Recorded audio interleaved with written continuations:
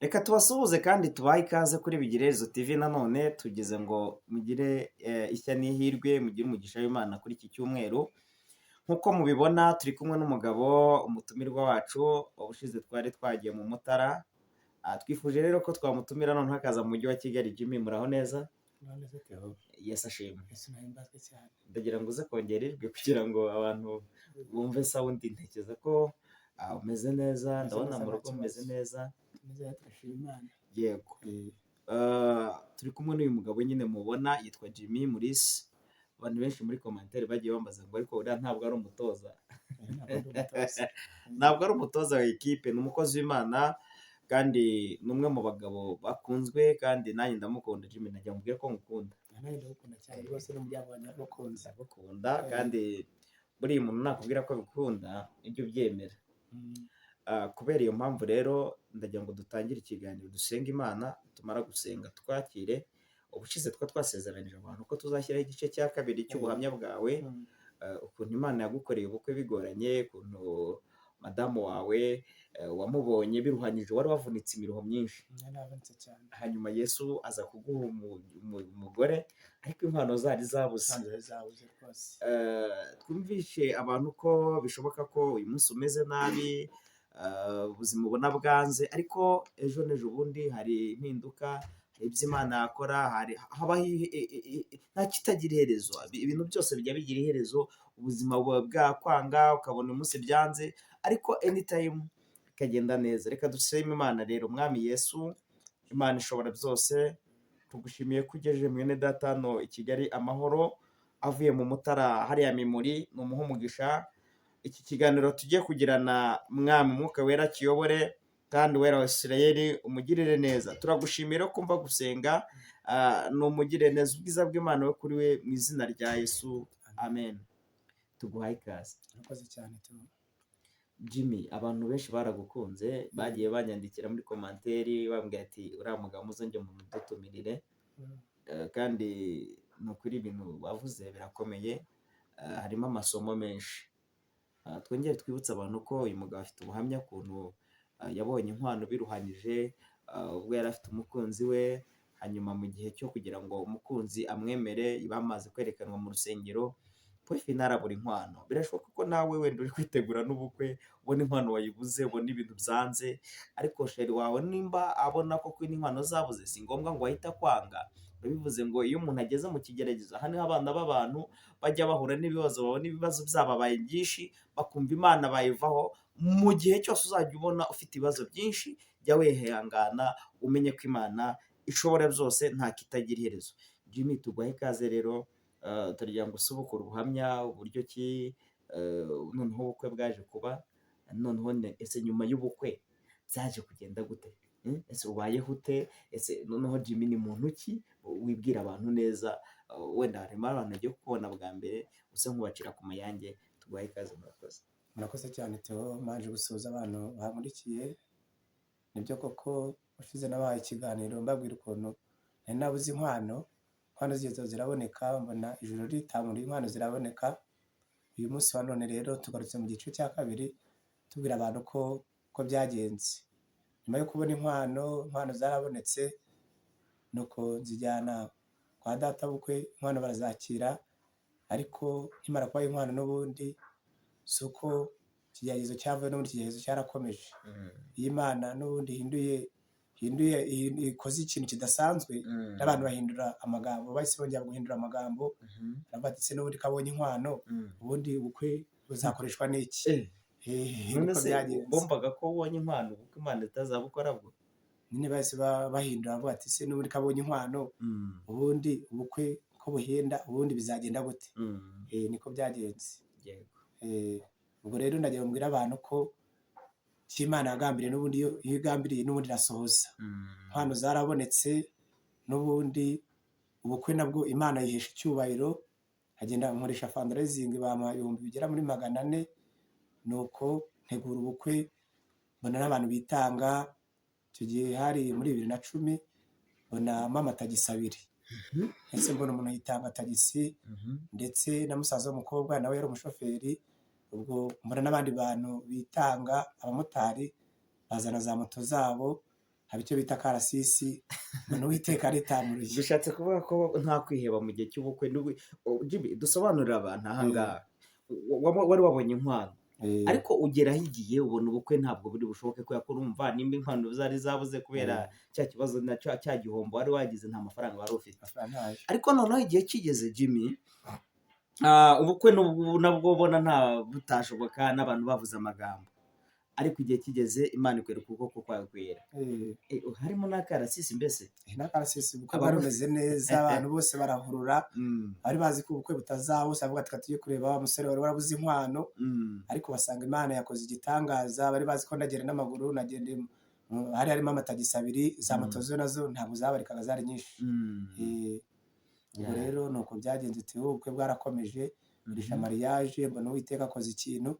Nabwo nkimara kugera mu rugo, nabwo abantu barongera bahindura amagambo bati se n'ubundi uriya musore kabonye dushimye kabonye umukobwa agiye gukodesha inzu. Nabwo inzu nyirabukwe umukobwa yagurishije inzu, bose bagiye gukodesha, ese bizagenda gute? Ubwo rero muri iyo minsi nakomeje gusenga Imana, avana Imana, umukecuru wanjye agurishije inzu, ndagira ngo uziheshe icyubahiro, haboneke inzu y'umukecuru. Muri iyo minsi ubushize nabwiye abantu ko tuvuka ari i Bugesera, bari gushyira ikibuga cy'indege. Muri iyo minsi ijuru ryaritamuruye, kandi twari dufite isambu, tubona baratugonze. Ahantu bagiye gushyira ikibuga cy'indege, twari tuhafite isambu, tura natwe bahise batugonga. Bakimara kutugonga muri iyo minsi baratwishyuye, umukecuru ahita abona inzu. Twese tumugurira igipangu kirimo n'amazi, igipangu kimeze neza cyane. Imana ibiciye agasuzuguro, Imana ikora ikidasanzwe. Bivuze ko umugambi w'Imana utayoba, umugambi w'Imana ntabwo wayoba. Jimmy, nashatse kukubwira ngo rero bitewe n'amateka yawe nzi, uze kumfasha unyigishirize abantu, babwire ko umugambi w'Imana utayoba. Kabona nubwo byaba bikomeye, nubwo byaba bigoye, uze kumbabarira umfashe, ubwire abantu imbaraga z'Imana, ubabwire ko umugambi w'Imana utajya uyoba. Buriya natekereje ko bishoboka ko umuntu yahura n'ibigeragezo n'intambara nyinshi. Ngira ngo murambona abantu munkurikiye kuri Bigirezo TV, mubona ko hari ikintu Imana yakoze ku buzima bwanjye. Umugambi w'Imana ntuyoba, akabona nubwo waba uri mu ntambara zimeze gute. Jimmy, mukecuru nawe abona igipangu, nawe urashaka, yego. Hanyuma se yo gushaka nyine, nandi mbabwira abantu bankurikiye ko bari bazi ko mukecuru atazabona aho kuba kubera yagurishije inzu. Benshi baravuze ati uriya mukecuru abuze ubwenge, ariko Imana yari ifite umugambi wayo. Ubwo batwishyuye amafaranga ku kibuga cy'indege mpuzamahanga i Bugesera, umukecuru ababona igipangu kirimo n'amazi. Icyo gipangu rwose kimeze neza. Muri iyo minsi abantu bahise babona ko mu ijuru hari Imana. Abari bazi ko mu ijuru hatari Imana, ijuru ryahise ryitamurura, babona ko mu ijuru hari Imana. Ubuzima bwarakomeje, nanjye nkomeza mu buzima bubi, nubwo nari nyishaka, nta mikoro nari mfite. Abantu benshi bategereje kugira ngo barebe uko biri bugende, bavuga ati se uriya musore cya mbere cyo ni umusirimu, ntabwo ajya ahinga, kandi koko ntabwo njya mpinga njyewe. Ubuzima bwanjye ariko bimeze, ntabwo njya mpinga. Ariko koko wambaye neza, urabona mu gashati keza kabisa, uri umusirimu. Abantu mudukurikiye, hari igihe umuntu avuga ko ari umusirimu. Jimmy ndamuzi, no mu rugo ndahazi we, kandi Jimmy uri mu bantu bambara neza, kandi buriya kwambara neza nabyo ni umuco mwiza w'abarokore cyangwa se w'abantu. Umuntu wese wiyubaha agomba gusa neza. Ubundi nagira ngo mbwire abantu, ubundi tugomba kwihesha agaciro nk'abakozi b'Imana. Pawulo nawe avuze ngo twiheshe agaciro nk'abakozi b'Imana, bagabura iby'Imana. Rero niba turi abakozi b'Imana, tugomba kwihesha agaciro nk'abakozi b'Imana. Buri gihe mba ndi sumati, yaba ari muri wikende, yaba atari muri wikende, ngomba kuba ndi sumati nk'umukozi w'Imana ugabura iby'Imana. Ariko mu ndangagaciro z'Abanyarwanda tugira n'umuco wo kwambara neza. Burya Abanyarwanda ahantu hose bari, usanga ari abantu bari sumati. Buriya niyo yaburara, ariko yaburara asa neza. Buriya niwo muco, ariko ni nabyo biziza kuko byubahisha Imana. Jimmy, ndashimira Imana rero ko Imana yagukoreye ubukwe, Imana ikubakira urugo, kandi na mukecuru wanyu abona inzu. Ikindi numvise gikomeye ni uko Imana ikimara kubaha uburyo bwo kubaho, ntabwo yegeze yemera ko abantu bakomeza kubavuga ati buriya se nubwo akoze ubukwe, madamu we hazaba hate cyangwa se bazabyara. Jimmy, nyuma yabwo Imana ntekereza ko nkuko wari wabivuze yaguhaye n'umugisha w'urubyaro. Urubyaro Imana yatanze umugisha n'abana. Abana bo rwose ndabafite kandi ni abana b'umugisha. Mfite abahungu 4 nkagira n'umukobwa wa 5. Rero nabyo mbishimira Imana kubera ko Imana icyo nacyo yaragikoze. Haleluya. Ubwo rero nyine amafaranga amaze kuboneka umukecuru agura igipangu, nkomeza gusenga Imana avuga ni ikisigaye natwe nuko Imana yatugirira neza. Nkomeje gusenga Imana muri iyo minsi nanjye Imana yahisemo akazi, ntangira akazi k'ubucuruzi. Yego. Ndacuruza. Curuza inkweto, nkomeza gucuruza ndetse no gusenga Imana. Muri iyo minsi noneho ndongera nkora n'igihombo gikomeye cyane. Nongeye guhita mpura n'igihombo gikomeye cyane. Shize nabwiye ko umuntu uri mu mugambi w'Imana kizakubwira umuntu uri mu mugambi w'Imana. Abankurikiye ndagiye mbabwire ukimenyesha umuntu uri mu mugambi w'Imana nuko ahura n'intambara nyinshi, abantu bakamurwanya, mbese agahura n'ibikomeye byinshi cyane. Naje guhura n'igihombo nuko ngeraho none nsigara muri kintu nagaburira n'abana.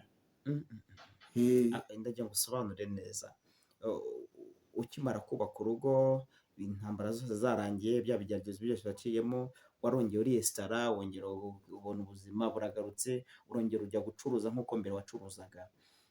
Hanyuma nanone igihombo kiragaruka. Cyo cyaje gute? Cyatewe n'iki? Ko ubwa mbere ikintu cyabiteye twabyumvishije, iki cya kabiri cyaje gute? Icyo gihombo naracuruje, ndacuruza amafaranga araza pe, abantu bose bava ko mfite umugisha, Imana mpaye umugisha. Ariko muri iyo minsi nongeye gucuruza mbona biro byongeye byiteye kare, birahagarara none nongeye gusigara nta n'igiceri cya 5 mfite. Ubwo icyo nahise nkora nk'umukozi w'Imana, narapfukamye nsenga Imana. Imana irambwira ati rero mwana wanjye ibi byabaye mbizi, hari aho nshaka kukugeza. Ndashaka kugira nkure inzitiro zose zari zihari, none hari ibyo nshaka kubaka. Ahantu mvisha abantu, Jimmy uyu turaziranye, ni umucuti wanjye cyane. Mu gihe yari afite igihombo yarampamagaye, Jimmy ndi mu bantu bagusengeye. Aransengeye kandi wanaramfashije. Twagiye ku musozi inshuti bavandimwe tujya gusenga. Buriya tubarangira ahantu hari ubushobozi, tubarangira ahantu wakura amahoro, tubarangira ahantu mwabona imbaraga z'Imana, ni ugusenga. Mu masengesho niho hahindura ibintu. Buriya iyo usenze ukabana n'Imana hari ibintu bihinduka. Niko igitabo cy'ibyo ku ngoma za 2 ibice 7:13 havuga. Hari ijambo rivuze ngo nindamuka nkinje ijuru imvura ntigwe. Umva Jimmy, ndetse ninteza mugiga mu bantu banjye, ndetse nkateza n'inzige ngo zone igihugu, ngo abantu bitirirwa izina ryanjye, ngo nibaca bugufi bakansenga bagashaka mu maso hanjye. Umva Jimmy, Bibiliya yavuze ngo nanjye nzumva, ni Imana yavuze, ravuga ngo nanjye Uwiteka nzumva ndi mu ijuru, ngo mbababarire. Ikintu cya mbere Imana izakora izababarira abantu b'Imana. Nirangiza ibababarire bakureho igicumuro cyabo cyose, ngo nirangiza ibakorera ikintu gikomeye, ngo ibakirize igihugu.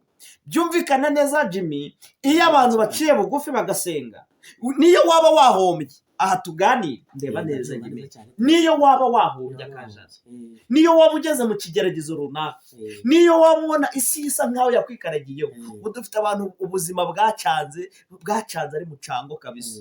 Ariko system nta yindi, mu gihe ubona ubuzima bwakugoye jya gusenga. Mu masengesho niho hari imbaraga zibohora ibintu. Haleluya. Mu masengesho nkurikira neza Jimmy, mu masengesho niho hari amafaranga, mu masengesho niho hari ibiryo, mu masengesho niho umuntu yakura ubuzima. Ndagira ngo ufate Bibiliya dusoza kugira tuze kwegera umwanya wo gusoza, umbabarire umbwirire abantu ikintu cyose Imana yakoze yagambira ku buzima bwacu kizabaho. Jimmy, ndakumva neza cyane. Bwiriza icyigisho kijyanye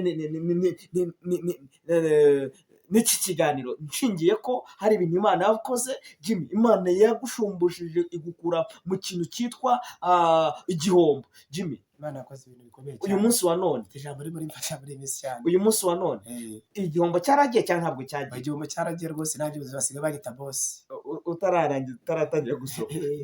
Igihombo cyagiye kubera iki? Igihombo cyagiye kubera imbaraga z'Imana. Negeye Imana ndayihamagara, ijuru ryumva gusenga kwanjye. Urakoze cyane. Byumvikana katufasha abantu tubabwire ngo gusenga ni intwaro iteye ubwoba cyane. Iyo usenze Imana izana ikintu cyitwa ikintu kidasanzwe, ibintu bikomeye cyane. Amasengesho ahindura ibyanze guhinduka. Yego. Urakoze cyane rero. hano hari ijambo ry'Imana riri kumfasha muri iyi minsi, nafashisha abantu bari kunyumva. Ijambo riri mu butumwa bwiza bwa Yesu Kristo uko bwanditswe na Yohana, ni ibice 19 umurongo wa 21. Adusome mu izina rya Yesu. Nuko abatambyi bakuru n'abayuda babwira Pilato bati, ntiwandike ngo umwami w'abayuda, ahubwo wandike uti yiyise umwami w'abayuda. 22. Pilato arabasubiza ati, icyo nanditse nacyanditse. Amen. Haleluya. Amen. Ndagira ngo mbwire abantu rero bankurikiye rwose ko umugambi w'Imana ntabwo upfa, ahubwo icyo Imana yanditse yaracyanditse. Teodisha byumve neza cyane, n'abari kunyumva byumve neza cyane. Reka nicare neza usobanure. Ugize ngo umugambi w'Imana ntabwo umugambi w'Imana upfa. Nayo yarabivuze, aravuga ngo Imana nzi ko ushobora byose, nta kibasha kurogoya imigambi y'Imana. Amina. Haleluya, haleluya. Ubwo rero iri jambo ry'Imana riravuze ngo abakuru n'abatambyi babwira Pilato ngo nahindure, ngo yandike ngo yise umwami w'abayuda. Bakimara kumubwira ayo magambo, Pilato arababwira ati, icyo nanditse nacyanditse. Haleluya, haleluya. Noneho aba bayuda bahise bagira ikibazo, abadise uyu mwami wacu, uyu mwami Yesu Kristo tugiye kubamba, ko twamubeshye ngo yise umwami w'abayuda, uyu Pilato akaba yanditse ngo uyu akamuhamya ko ari umwami w'abayuda. Ibintu tubigenze gute?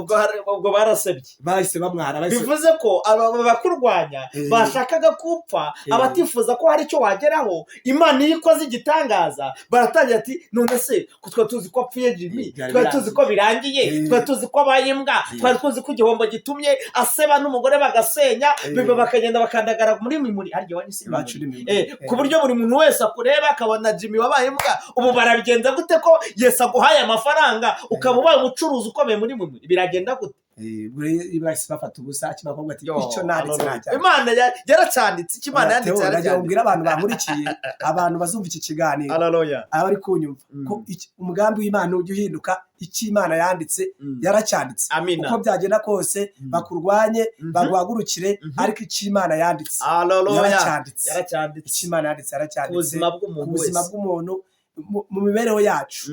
Ubundi Imana iba yaramaze gutegura imibereho yacu, abantu baguhagurukira, abantu bakurwanya. Ndagira ngo nkubwire ngo umugambi w'Imana ntabwo ujya uhinduka. Amen. Nanjye ndafashijwe cyane. Icyo Imana yanditse yaracyanditse. Aya ni amagambo akomeye.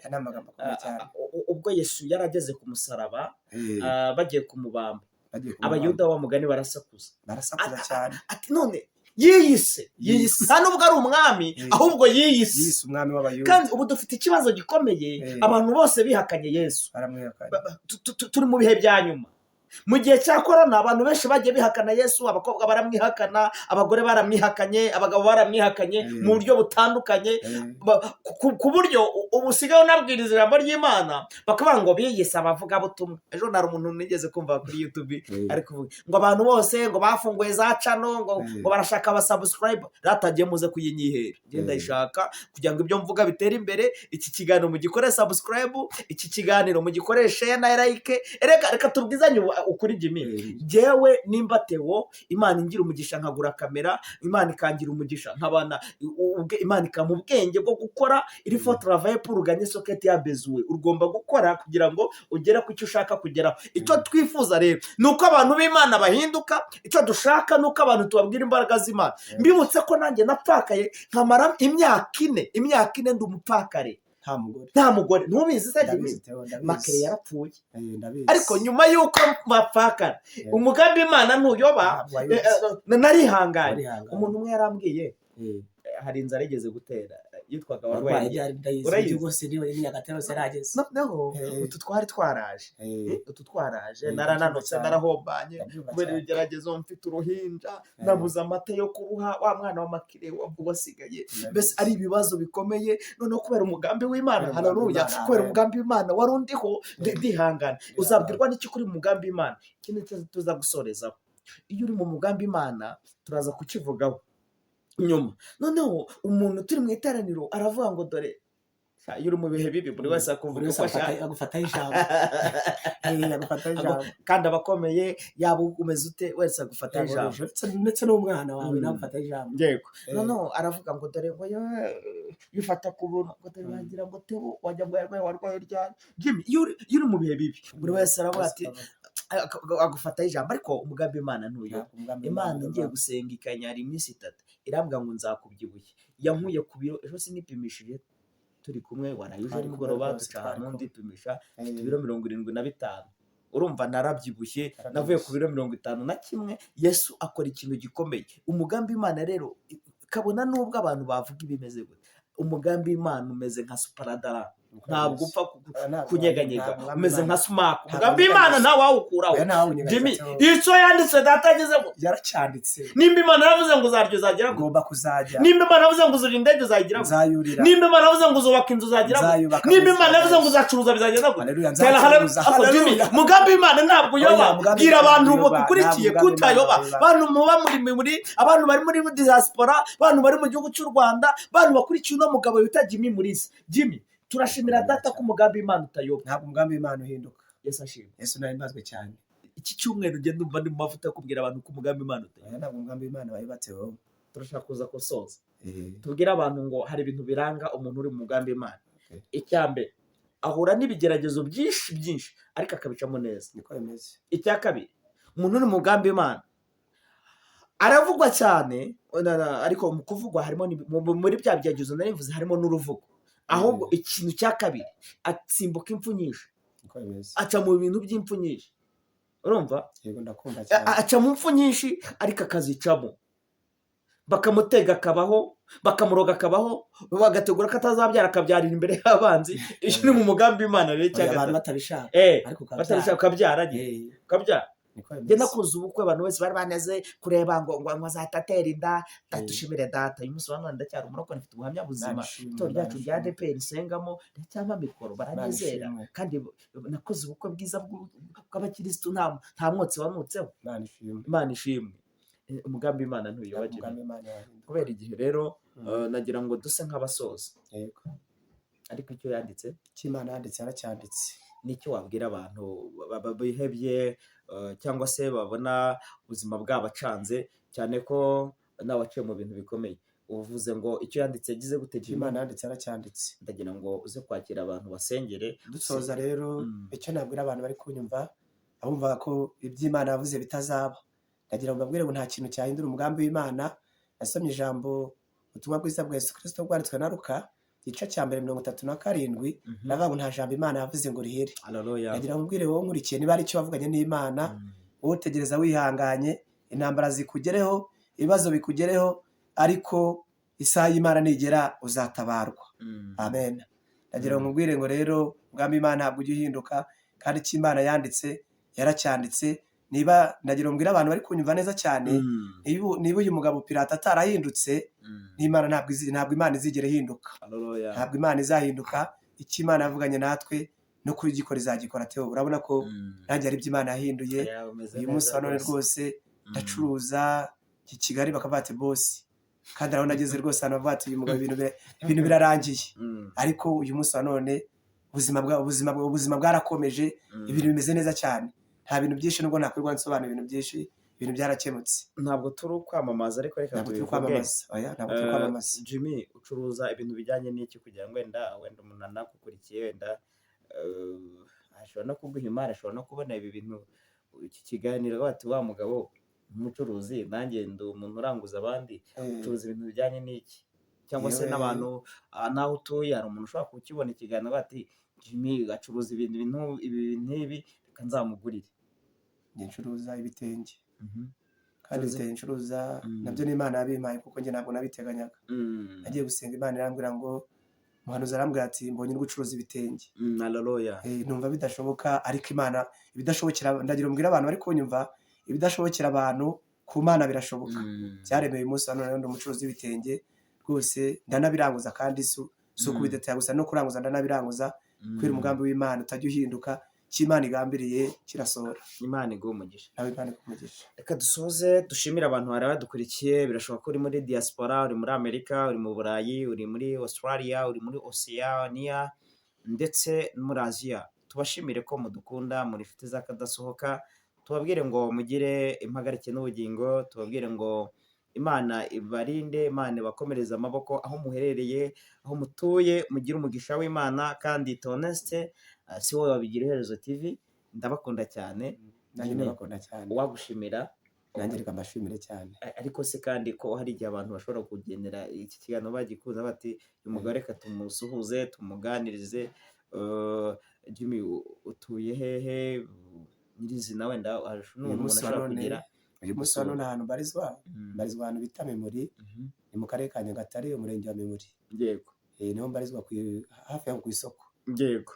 Ugeze ku isoko ukabaza ati mugabo Imana yatabaye muri iyi minsi, abantu bose barabizi kuko ibyo Imana yakoze, iyo Imana ije gutabara ntabwo igiceceka. Wowe ushobora guceceka ariko abantu ntabwo babiceceka. Nk'umuntu ashaka kuguhamagara yaguhamagara kuri iyi nimero Jimmy. Nomero ya telefone igendanwa ni 0788 izo nizo nomero ushobora kumpamagara mwahita mwitaba. Tubashimire mwe mwari mukurikiye Bigirezo TV, Imana ibahe ndagira ngo uyu mugabo asengere abantu b'Imana. Reka nsengera abantu abari kunyumva, birashoboka ko nawe wumvaga ko bicitse cyangwa se bidashoboka by'Imana yakubwiye, ariko nagira ngo mubwire ngo kidashobokera abana b'abantu ku Mana kirashoboka. Kadusenge Imana. Mana turagushimiye ise w'umwami wacu Yesu Kristo, tugushimiye ikiganiro cyiza ukoranye natwe, kandi iki kiganiro kizakurikiranwa n'abantu benshi. Birashoboka ko hari abantu bari bafite ibibazo, ariko abo turabasengeye mu izina rya Yesu. Ababonaga inzira z'Imana zibuze, reka babone inzira, reka haboneke inzira nk'uko waciriye inzira Abisirayeli bakambuka inyanja itukura. Reka ukore imirimo n'ibitangaza, buri muntu wese ahari imbaraga z'Imana zikora imirimo n'ibitangaza. Urakoze kuri Imana biva gusenga rero, byose tubyambaje Imana Data mu izina rya Yesu Kristo, amen. Reka tubashimire rero, tubabwire ngo mugire umugisha w'Imana aho muherereye. Naho ubutaha mwari kumwe na Theoneste ndetse na Jimmy Mulisa. Jimmy uze kugira urugendo rwiza usubira Memuri. Urakoze cyane. Imana ikurinde mu izina rya Yesu. Nawe Imana iguhe umugisha mu izina rya Yesu, amen.